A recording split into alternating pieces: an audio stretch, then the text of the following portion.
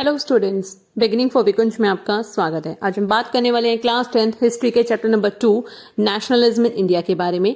ये इस चैप्टर की लास्ट यूनिट है जो कि आज हम डिस्कस करेंगे, जिसमें कि हम बात करेंगे the sense of collective belonging. ठीक है, कि जो सामूहिक अपनेपन का जो भाव है वो किस तरीके से डेवलप किया गया, किस तरीके से जो नेशनलिस्ट हैं उन लोगों ने कोशिश की अलग अलग सिंबल्स का, आइकन्स का, इमेजेस का, फिगर्स का यूज कर कर लोगों में एक एकता स्थापित करने की। ठीक है, उन्होंने कोशिश की थी। तो वो कौन कौन थे, क्या तरीके यूज किए, कौन ऐसे लीडर्स थे और क्या क्या उन्होंने मेथड्स अपनाए थे लोगों को एक साथ लाने के, तो उन्हीं के बारे में आज हम बात करने वाले हैं। तो उससे रिलेटेड पहले एक बात जान लीजिए, जब भी बात हम करेंगे ना नेशनलिज्म की, तो नेशनलिज्म की जो फीलिंग है वो तब तक डेवलप नहीं हो सकती जब तक लोगों को एक चीज का एहसास ना हो, ये चीज वो खुद फील ना करें कि वो जिस देश में रह रहे हैं वो देश उनका है और वो उस देश के पार्ट है, उस देश का हिस्सा है। तो लोगों में ये जो फीलिंग है ना, ये जो बिलीफ सिस्टम है वो डेवलप होना जरूरी है कि वो इस देश के नागरिक हैं, इस देश से उनका संबंध है और वो इस देश से जुड़े हुए। तभी जाकर क्या हो सकता है, एक एकता डेवलप हो सकती है, यूनिटी डेवलप हो सकती है और तभी सब लोग क्या है मिलकर इंडियन जो भी इंडिपेंडेंस मूवमेंट चलाए जा रहे थे उन वो जो स्ट्रगल था ना, उन सब में बढ़ चढ़ के हिस्सा ले सकते थे और कंट्री का जो इंडिपेंडेंस है उसमें एक रोल प्ले कर सकते थे। दैट मीन्स कि अगर कंट्री को इंडिपेंडेंस दिलानी है तो उसके लिए जरूरी है कि लोगों में एक एकता, एक यूनिटी एस्टैब्लिश की जा सके। बट सबसे बड़ा सवाल यह आता है कि कैसे डेवलप होंगी ये जो सेंस ऑफ कलेक्टिव बिलोंगिंग है, कैसे डेवलप की जाए, क्या ऐसे तरीके अपनाए जाएं जिससे कि लोगों में ये फीलिंग डेवलप की जा सके कि वो एक इसी देश से जुड़े हुए हैं। और कौन कौन से जो मेथड्स हैं वो उस टाइम के जो नेशनलिस्ट हैं उन लोगों ने यूज किए थे, या जो लीडर्स हैं या फिर जो भी लोग रहे थे उन्होंने यूज किए वो मेथड्स। तो कौन से थे उनके बारे में बात कर लेते हैं। तो the ways of sense of collecting belonging, देखिए मैंने कुछ यहाँ पे दिखाया आपको एक फ्लो चार्ट से कौन कौन से यूज किए थे। सबसे पहले एक इमेज आती है, जैसे कि आपने देखा था कि नेशनलिज्म इन रशिया का भी देखा और फ्रांस का भी देखा है पहले के चैप्टर्स में। तो आपने देखा था उसमें क्या था, भारत माता। दैट मीन्स कि उन लोगों ने, उनकी क्या थी, जर्मेनिया, है ना। तो ऐसे उन्होंने क्या बनाया, अपने कंट्री की एक नेशनल फिगर बनाई थी। और हमारे इंडिया में भी ऐसी हमारी एक नेशनल फिगर है, वो कौन है, भारत माता। किसने बनाई उनकी पोर्ट्रेट, कौन कौन थे, उनके बारे में हम देखेंगे आगे।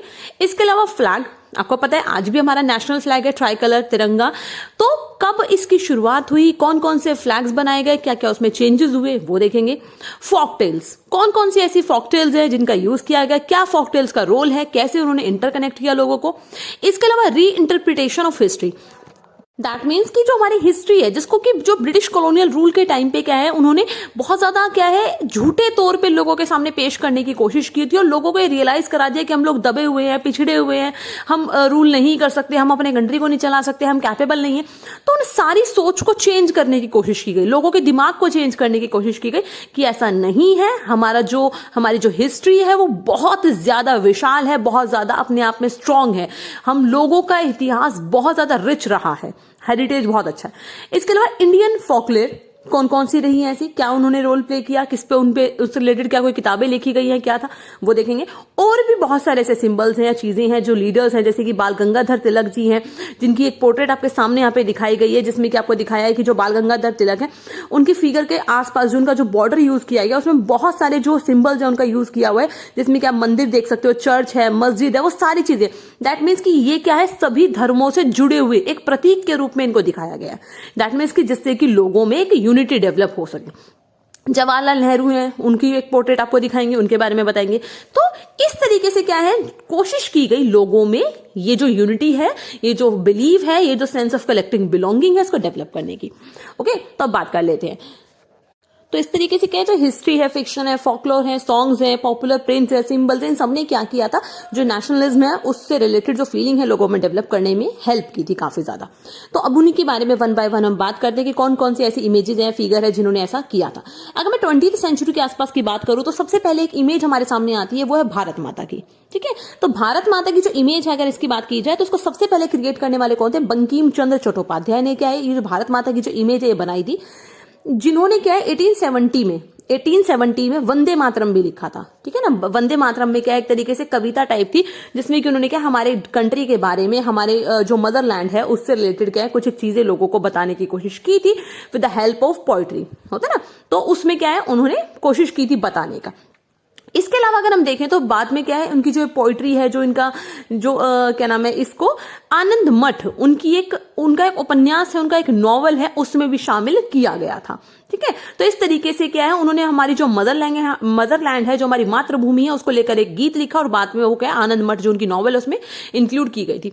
और ये जो गीत है वो जो बंगाल का जब स्वदेशी मूवमेंट चला था तो वहां पर लोगों के द्वारा बहुत ज्यादा गाया जाता था।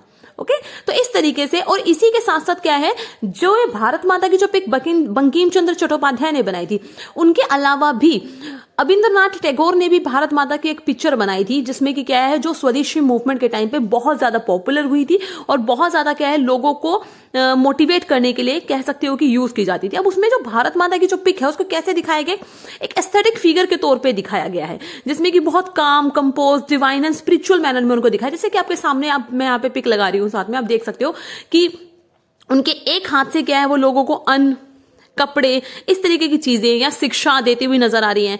दूसरा क्या है, उनको कपड़े ऐसे पहनाए गए हैं, दैट मीन्स वो भगवा जो होता है एक तरीके से केसरी रंग, जिससे कि वो स्पिरिचुअल दिखाई दे रही हैं, काफी ज्यादा कनेक्टेड लोग उससे उनकी जो पिक्चर है उसको देखकर वो फील करें। तो भारत माता की जो अमिंदरनाथ ने जो पिक बनाई थी, कब बनाई थी, 1905 में बनाई थी, ये चीज ध्यान रखना। ठीक है, जिसके थ्रू क्या एक तरीके से, इसके बाद क्या है, बहुत सारे जो आर्टिस्ट हैं उन्होंने अलग अलग फॉर्म्स में भारत माता की जो पिक है, जो इमेज है, वो बनाने की कोशिश की थी और बनाई भी थी। क्लियर, बट आज के टाइम की जो भारत माता की आप पिक देखेंगे वो थोड़ी सी जो अबिंद्रनाथ टैगोर ने बनाई थी उससे थोड़ी सी डिफर है। क्लियर, नेक्स्ट आती है इंडियन फोक। तो इसके अलावा क्या इंडियन फोकलोर्स की भी हेल्प ली गई, जो कि क्या है 19th सेंचुरी के समथिंग जो नेशनलिस्ट लोग थे उन्होंने इसका काफी ज्यादा यूज किया था। और वो क्या करते थे, जो फोकलोर्स वगैरह है ना, उनको इकट्ठा करते थे और बड़ी बड़ी जो सभाएं होती थी या फिर कहीं पर भी जो लोग इकट्ठे होते थे वहां पर इन फोकलोर्स को सुनाते थे, जिससे कि लोग क्या है समझ सके। ठीक है ना, हमारा जो एक ट्रेडिशनल जो कल्चर है उसको जान सके, उसके बारे में समझ सके। और जो एक तरीके से इंडिया की छवि को खराब करने की कोशिश की गई थी ना ब्रिटिश कॉलोनियल रूल के टाइम पे, उसको दोबारा से रिस्टोर किया जा सके कि जो हमारा जो हिस्ट्री है, हमारा जो इतिहास है, वो बहुत ज्यादा एक ऐसा है जिसपे कि हमें प्राइड फील होता है, प्राउड करते हैं हम उस पर। तो इन सारी चीजों की कोशिश की गई जिससे कि क्या है, लोगों को आपस में कनेक्ट किया जा सके। तो दैट मीन्स कि जो लोक कथाएं हैं उनका भी सहारा लिया गया और लोक गीत बनाए गए, जिससे कि लोगों को क्या है, जहां पर भी जनसभाएं होती थी वहां पर लोगों को ये सुनाए जाते थे और लोग क्या है, इससे भी काफी ज्यादा आपस में एक दूसरे से कनेक्टेड फील करते थे। तो इनका भी सहारा लिया गया जिससे कि लोग क्या है आपस में जुड़ सके। तो ये भी एक सिंबल के तौर पे सामने आया था। तो इसी चीज के चलते क्या है, जो क्या नाम है, एक बंगाल में क्या है, जो रविंद्रनाथ टैगोर है, उन्होंने खुद ने भी क्या किया था, बहुत सारे क्या है जो लोक गीत हैं, बाल गीत हैं, ठीक है ना, और क्या नाम है, ऐसी और सारी बहुत सारी चीजों को इकट्ठा किया था और लोगों तक पहुंचाने की कोशिश की थी। और वो भी क्या है, उन्होंने ये सारी जो चीजें हैं दोबारा से लोगों तक पहुंचाई थी। ऐसी मद्रास में है नेटेसा शास्त्री, उन्होंने भी क्या लिखा था, एक 4 वॉल्यूम में कलेक्शन लिखा था तमिल फोकटेल्स का। उन्होंने भी तमिल फोकटेल्स इकट्ठी की, उनके बारे में जाना, निकाली नॉलेज और उनको क्या मिलाकर एक बुक लिखी थी जिसका की नाम था the folklore of southern India. Clear, जिससे कि क्या है, वो साउथ के इतिहास को लोगों को बता पाए। तो इस तरीके से क्या है, लोगों को फोकलेट्स और फोकटेल्स के थ्रू भी क्या है, जो यूनिटी है उनमें डेवलप करने की कोशिश की गई थी। एक और उनका एक थॉट था, वो क्या मानते थे कि जो फोकलोर है ना, ये नेशनल लिटरेचर है जिसके थ्रू क्या है, लोग जो क्या कर सकते हैं, जो रियल थॉट्स हैं, जो कैरेक्टरिस्टिक्स हैं, उनके बारे में जान सकते हैं, उनके असली विचारों के बारे में लोगों को बताया जा सकता है। इसके साथ क्या है, जब बंगाल का जो स्वदेशी मूवमेंट था उसमें एक ट्राई कलर फ्लैग का भी यूज किया गया था। तो तीसरा सिंबल क्या है, फ्लैग, तो उसका यूज किया गया था, जिसमें कि शुरुआत में red, green and yellow colour था, उसको डिजाइन किया गया था। उसमें क्या है, 8 लोटस बनाए गए थे जो कि 8 अलग अलग प्रोविंसेस को दिखाते थे ब्रिटिश इंडिया के टाइम के, और एक क्रेसेंट मून था जो कि हिंदू और मुस्लिम दोनों को रिप्रेजेंट करता था, क्रेसेंट मून, ठीक है, अर्धचंद्र भी जिसको हम कह सकते हैं। इसी के साथ 1921 में गांधी जी ने भी अपना एक स्वराज का झंडा डिजाइन किया था, जो कि क्या है, ट्राई कलर था, again red, green and white colour. यहाँ पे येलो को हटा के व्हाइट किया था गांधी जी ने। और इसके अलावा उन्होंने सेंटर में स्पिनिंग व्हील, चरखे का यूज किया था, जो गांधी जी की सोच को दिखाता है, किसका, आइडिया ऑफ सेल्फ हेल्प को प्रमोट करता है। और इस सिंबल को, दैट मीन्स कि गांधी जी ने जो ये झंडा बनाया था स्वराज फ्लैग, इसका बहुत सारी मार्च वगैरह में क्या है यूज किया गया था। गांधी जी जहां पे भी मार्च वगैरह में, जुलूसों में जाते थे, वहां पे क्या है, लोग अपने हाथ में ये जो झंडा है उसको रखते थे और वो एक तरीके से एक संकेत का, एक सिंबल के तौर पे यूज किया जाता था। नेक्स्ट है री इंटरप्रिटेशन ऑफ हिस्ट्री। जो 20th सेंचुरी का जो आखिरी का टाइम है, उस टाइम पीरियड पे लोगों को बताया गया था, जो ब्रिटिश कॉलोनियल रूल के टाइम पे जो ब्रिटिशर्स ने अफवाहें फैलाई कि इंडियंस क्या है, बैकवर्ड है, प्रिमिटिव है, पिछड़े हुए हैं, इनको कुछ नहीं आता, ठीक है ना, ये गवर्निंग नहीं कर सकते, अपने आप के यहाँ पे शासन नहीं चला सकते, तो उन सारी चीजों को, उन गलतफहमियों को दूर करने की कोशिश की गई और दोबारा से इंडियंस को बताया गया कि जो हम इंडियंस हैं उनके क्या क्या अचीवमेंट्स हैं।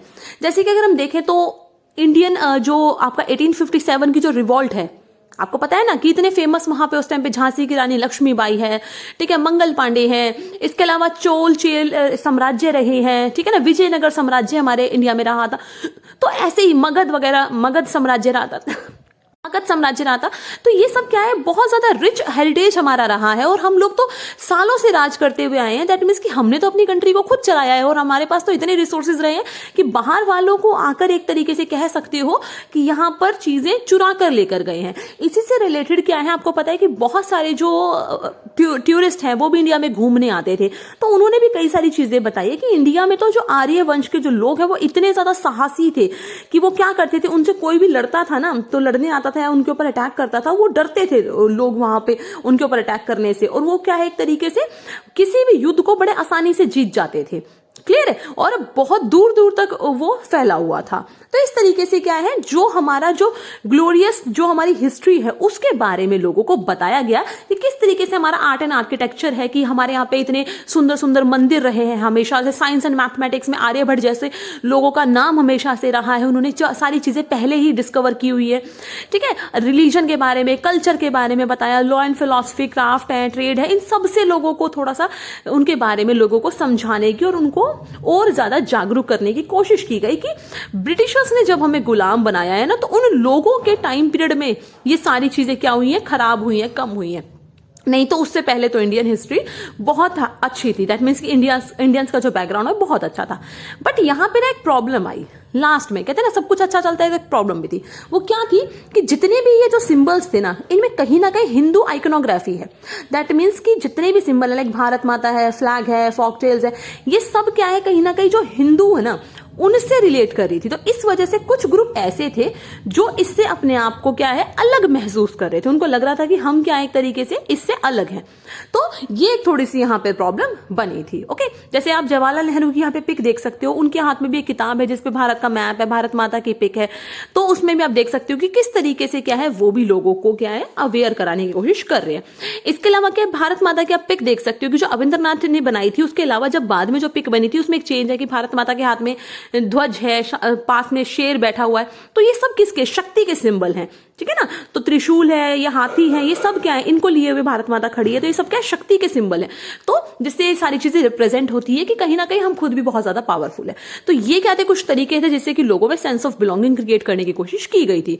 इसी के साथ हमारा ये चैप्टर आज यहाँ पे खत्म हो जाता है। नेक्स्ट वीडियो में हम इस चैप्टर को कंक्लूड करेंगे, इसका कंक्लूजन डिस्कस करेंगे। So thanks for watching and good luck student. Video अच्छी लगी तो लाइक करें, शेयर करें और चैनल को सब्सक्राइब करना ना